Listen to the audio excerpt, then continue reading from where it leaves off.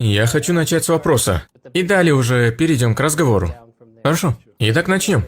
Почему человек существует? Почему мы есть? В аяте Корана сказано.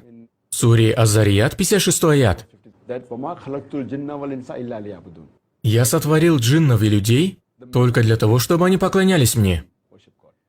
Первое, что мы должны понять, это поклоняться и служить Богу. Но если ты хочешь более детально, в суре Мульк во 2 аяте сказано.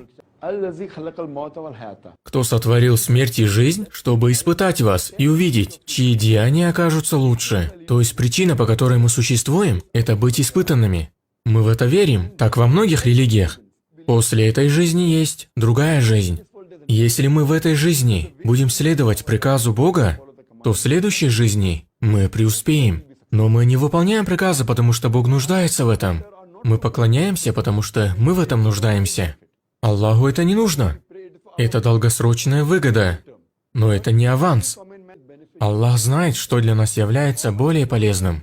Что бы Аллах ни приказал в Коране, Он сделал это для нашей пользы. Так мы преуспеем. Если коротко, наша цель – это пройти испытание. Если мы пройдем это испытание, следуя приказу Господа, в следующей жизни нас ждут вечные блага. Эта жизнь временна.